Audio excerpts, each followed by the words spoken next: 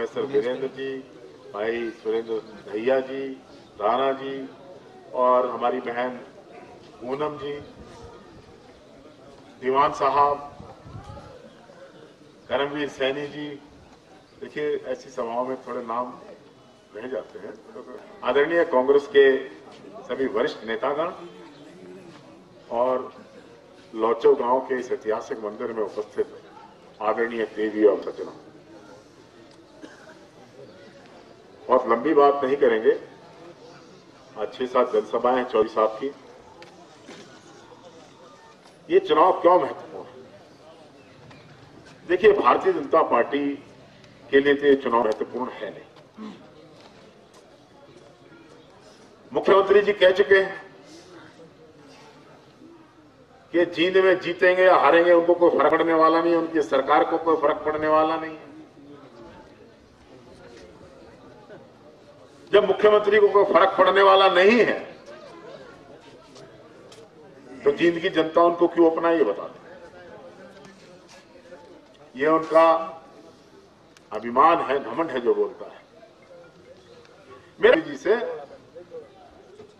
48 साल बाद भारतीय जनता पार्टी पहली बार हरियाणा में सरकार बनाई। जवाब दें कि पिछले 4.5 साल से उनकी सरकार हरियाणा में है, जींद के विकास के लिए उन्होंने क्या किया है। एक दावा तो करें और आवाज उठाते जींद का विकास नहीं हुआ। अगर आपके रहते हुए विकास नहीं हुआ तो उसके लिए कौन जिम्मेदार है? एक चौधरी वीरेंद्र सिंह जींद का विकास नहीं हुआ। आज भी प्रेस कॉन्फ्रेंस की, वरिष्ठ नेता हैं, बहुत बड़ा तजुर्बा है कई पार्टियों का। मैं पूछना चाहता हूं कि 20 साल तक वो प्रदेश के अध्यक्ष रहे, कई जगह हरियाणा की सरकार में मंत्री रहे, आज भी मंत्री। 42 साल की अपनी राजनीति में 22 साल वो मंत्री रहे। जींद के रहने वाले, जींद में उनकी कोठी है।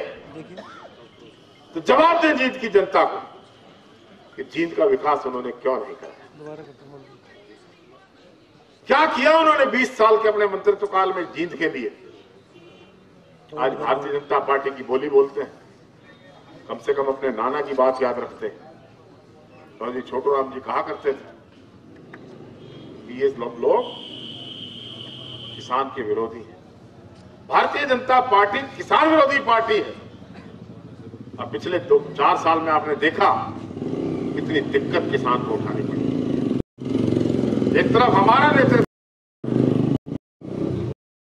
चौधरी भूपेंद्र सिंह हुड्डा का नेतृत्व,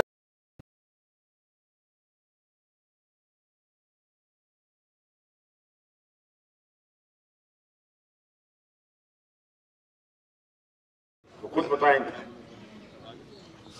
मैं उनको दोहराना नहीं चाहता। लेकिन जींद के विकास के लिए बड़े से बड़े प्रोजेक्ट अगर किसी ने चालू किए वो चौधरी भूपेंद्र सिंह हुड्डा। वरना ये बताएं, आज उधार का कैंडिडेट लेकर आए। अरे चौधरी साहब जवाब दें, बीजेपी के लोग, क्या बीजेपी के पास कोई कैंडिडेट ही नहीं था? जिस डॉक्टर हरिचंद मिड्डा जी अब स्वर्ग में हैं, इनको 10 साल इंडियन नेशनल लोकदल ने अपना एमएलए बना के रखा। रातों रात उनका बेटा पाला बदल के बीजेपी की झोली में बैठ गया और आज बीजेपी का उम्मीदवार। हमने देखा, हमने पाला 100 घड़ियर, हमारा कुछ भी नहीं। साथियों, रणदीप सिंह सुरजेवाला को कांग्रेस ने उतारा है। रणदीप सिंह सुरजेवाला 10 साल चौधरी भूपेंद्र सिंह हुड्डा की सरकार में कैबिनेट मिनिस्टर रहे। उन्होंने करके दिखाया। चलो कैथल से थे, कैथल के लोगों से जाके पूछिए उन्होंने कितना विकास कराया हुड्डा साहब के नेतृत्व में। और आज भी वो दावा करते हैं कि अगर जींद की जनता को विश्वास प्रदान करेंगे तो जींद का संपूर्ण समग्र विकास रणदीप सिंह सुरजेवाला करके दिखाएंगे। जहां तक जनता पार्टी है, वो इंडियन नेशनल लोकदल है, जेजेपी है, एक दिल के टुकड़े हुए हजार, कोई यहीं गिरा कोई वहां गिरा, परिवार बिखर रहा है। मुझे बड़ा दुख है। ऐसा ड्रामा तो महाभारत में भी नहीं हुआ था। इस प्रकार का ड्रामा ये लोग कर रहे हैं। आप अंदाजा लगाइए, कोई तो कारण रहा होगा कि दादी कोस रही है। दादी कहती है कि मेरी लाश को भी हाथ ना लगाएंगे। समझो इस बात को आप गंभीरता से। चाचा भतीजे की लड़ाई, कोई दुर्योधन बता रहा है, कोई और शब्द इस्तेमाल कर रहा है, कोई जयचंद बता रहा है, कोई गद्दार है, कोई देशद्रोही है। हम नहीं कह रहे, आपस में कह रहे हैं। मैं तो दोहरा रहा हूं, इन लोगों का शिराजा बिखर चुका है। इंडियन नेशनल लोकदल का अस्तित्व इस चुनाव में समाप्त हो जाएगा। वैसे भी अभय सिंह चौटाला बहुत खतरनाक आदमी है भाई, विधानसभा में जूता काट लेता है। और करण सिंह दलाल पता नहीं यहाँ है कि नहीं है, उसको तो ये तक कह दिया तेरे माथे में गोली मार दो। ये गोली जब भी मारता है तो माथे में लगती है, एक बात पहले भी लगी। ऐसे खतरनाक आदमी का नेतृत्व हरियाणा स्वीकार करेगा? साथियों समझो, ये नेतृत्व अगर किसी के पास है तो चौधरी भूपेंद्र सिंह हुड्डा के पास है। किसान की फसल इनके राज में जिस प्रकार से बिकी, जिस प्रकार से विकास कार्य इनकी सरकार में हुए, उसके बाद विकास कार्यों को ग्रहण लग गया है। सारी पार्टियों का आप देख तोल लीजिए और आपका फैसला कांग्रेस पार्टी के पक्ष में जाना चाहिए। और कल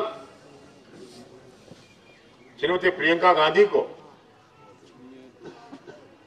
राहुल गांधी जी ने, कांग्रेस अध्यक्ष ने महामंत्री बनाया।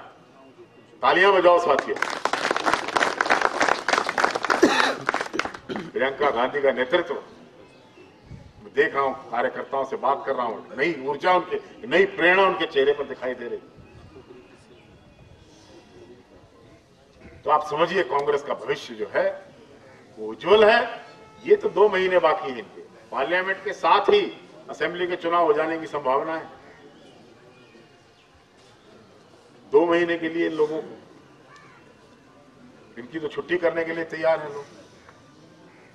इस सरकार से पीछा छुड़ाना चाहते हैं। कौन सा ऐसा वर्ग है, कर्मचारी हो, व्यापारी हो, किसान हो, नौजवान हो, जो सड़कों पर ना आया? ये फेल सरकार से पीछा छुड़ाने के लिए आप 28 तारीख को हाथ का बटन दबाकर रणदीप सिंह सुरजेवाला को यहां से कामयाब बनाएं और इस सरकार का अंतिम संस्कार करने के लिए मैं खुद यहां पर आऊंगा। धन्यवाद।